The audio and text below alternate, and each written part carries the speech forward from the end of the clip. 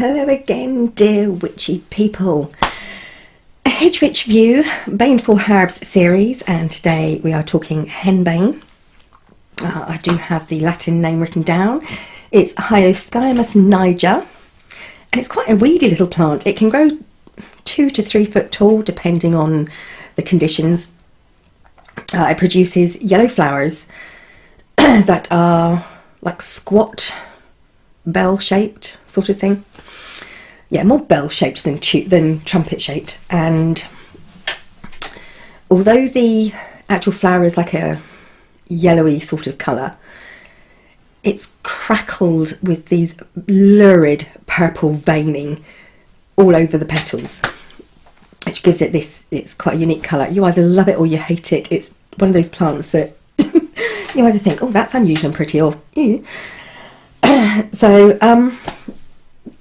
it also has these small little yellowish, brownish sort of oval seeds. They're quite fluffy, and the seeds are as poisonous as the rest of the plant. It's one of those toxic plants that's pretty much completely toxic. So I'm just making I may get disturbed. The dogs and the cats they're having a cuckoo time. I don't know why. It's not even full moon. It is a close relative of the belladonna and datura, and like them, does have an alkaloid toxicity to it. It contains an alkaloid poison that I can't pronounce. I can't remember what it's called, but it's also very well known for its smell, which is known to be soporific. Soporific. Makes you dizzy, drowse inducing, makes you feel drowsy. Pliny the Elder wrote about this, and in it's a famous greenhouse up north, where people who were wandering around this greenhouse, these ornamental gardens, were told, please, on a hot day, do not go near the henbane, because people have been known to pass out and become dizzy through just the scent of this plant, the aroma this plant gives off. You can't really call it a scent because it's not a nice scent. It's not like a heady, wonderful scent. It's just, it knocks you out. Right, Germany, early 1500s. They brought in the brewery purity laws or something, where you're only allowed to use hops, water, and barley in making beer, and then later on yeast. And the reason they brought in this, and why I'm mentioning this, is because henbane, among other dubious substances, was added to beer to make it more intoxicating, to get the alcohol. But it does, obviously it doesn't increase the alcohol content, but it knocks you out. Okay, what else? Ancient Romans used henbane. Now, they used it as an anaesthetic. They used to, I think it was henbane and opium poppy and mandrake, among other things.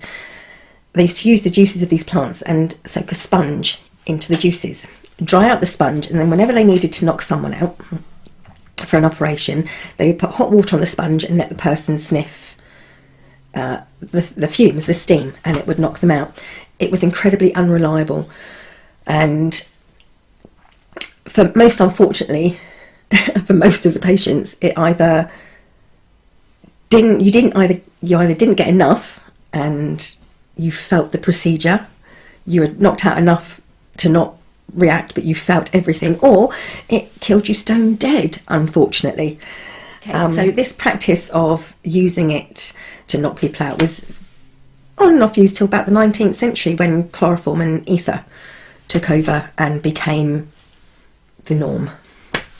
Okay, it's obviously one of the main ingredients, once again, of flying ointment, according to medieval times.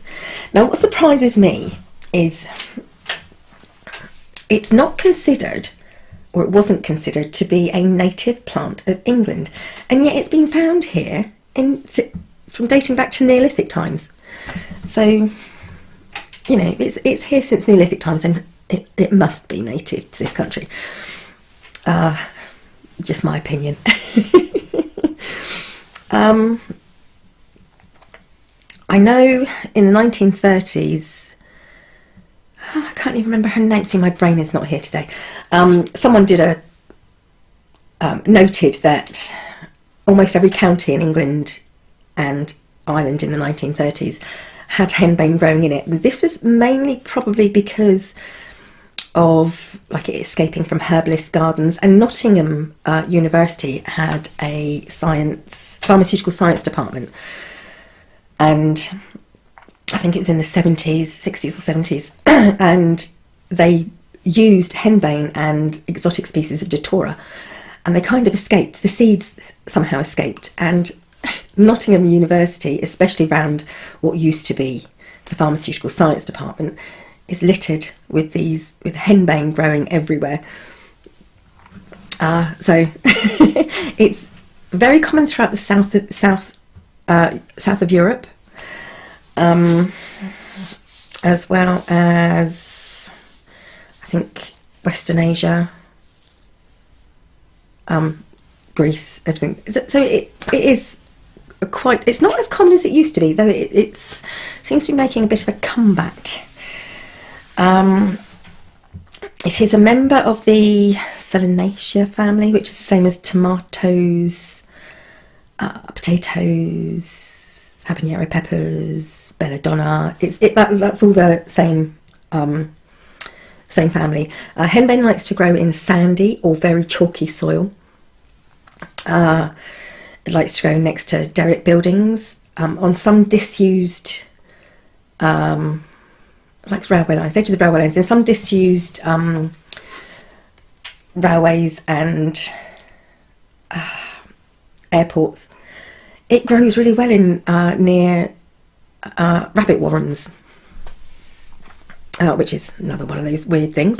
It does grow quite well in coastal areas, but that's because of the sandy soil, you know, or the chalky soil, which we have a lot of in England. Coasts are either sandy or chalky. We don't really get much choice of anything else, unless you're in Essex, and they're quite stony.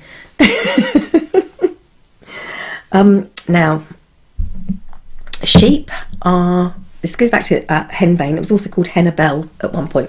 Henbane, killer of chickens. Sheep are not susceptible to henbane. They can eat henbane and it doesn't poison them. Some people believe that's the same for pigs as well, though some people do say that's not true. Cows, unfortunately, very susceptible to henbane poisoning if they eat henbane, which is quite strange because farmers used to add a tiny little bit into their feed to help fatten them up. I suppose because it made them quite lazy, and you know, so farmers used to add it to their feed to fatten them up. But it was then found that the henbane toxins were coming out in the milk. Okay, dried root of henbane used to be worn as an amulet around the neck, and it was used for teething babies, to help teething babies and people who suffered from convulsions, which is really a dangerous practice if you think about it, because a teething baby might teeth on it and die, and someone suffering with convulsions might, you know, bite on it and die. It was once used widely for things like earache, neuralgia, toothache, coughs, sensitive skin, people who suffered from becoming overexcited, because it's a very much a calming toxin in henbane. In modern medicine now, a derivative of henbane is used sometimes in pre-op medication and in travel sickness pills, because it helps stop travel sickness. Ritual use of henbane. Once I said this before, it dates back to Neolithic times, where evidence was found of henbane and belladonna being used as it's kind of like brewed into a beer. It was used in burials. Henbane was used as an offering to help guide the soul to the next realm. Is one. In Greek mythology, when the dead went to Hades. They were crowned with Henbane, and this was supposed to make them stumbled around, a little bit unaware, a little bit woozy, so that they couldn't cross the river Styx and go back to the land of the living. So in the I know one. The priestesses in the Oracle of Delphi, they used to have like a tincture of henbane to help bring on prophetic visions. So you see, it's once again, as with most baneful herbs, it has a very rich history in folklore and mythology. Magically, it is ruled by Saturn or Jupiter, depending on who you ask. It's feminine in nature. Its element is water and is closely related to Odin and Apollo, the gods. In spells, although not recommended, I wouldn't recommend using henbane in spells because, like I said, it is one of those things that is very dangerous, but it can be used for shape-shifting spells. And not just shape-shifting, but changing or shifting someone's perception of you or of a situation as protection, particularly when dealing with astral projection, traversing to another realm. You use henbane for protection. That's one of its main uses in magical spells. Summoning spirits and entities from other realms, it's used for that. It was also once used in love magic for prophetic visions and dreams, like I said, with the priestesses in the Oracle of Delphi, and for invisibility spells as well. Wide range of uses. It was once that witches supposedly used the leaf or the seeds during magical ritual spell work. It's not advisable because you don't know how it will affect you. And once again, even obviously the smell of the plant, burning the plant, can cause you to have dizzy spells, to pass out, all sorts. The dried root, once again, was sometimes carried to ward off hexes. It was like a protection against witches. Witches wore it as a protection from other witches, so to ward off hexes and such like. It was also used in spells to control the weather. Why? I don't know. It's just one of those things. The ancient Persians, Celts, Romans, Vikings, Druids, all used henbane for astral projection, astral journeys, inciting visions, sort of, and travelling to other realms.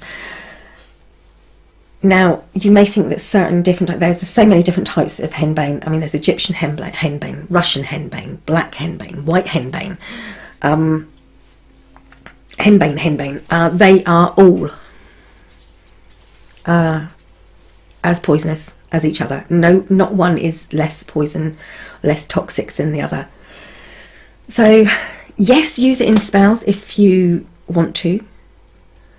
Be very, very careful. There are probably other things you could use instead.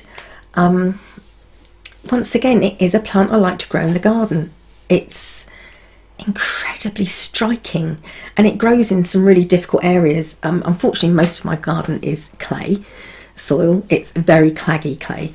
But if I dig in enough sand and chalk and mix it together, really get some sand in with that clay to break up the clay, it does grow quite well. And it, like I said, it grows in difficult places. So if you've, hello Barkley, if you've, oh come on then,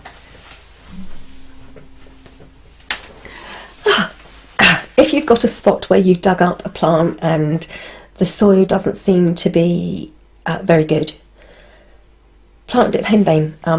Obviously, make sure you note well take note of where it's planted, because you don't want anyone going near it, or you accidentally picking it and saying, oh, you know, that's nice, I think I'll have that indoors, and passing out. So there you go, a brief history and garbled messages on Henbane. Thank you for watching, witchy people. Back soon. Bye for now.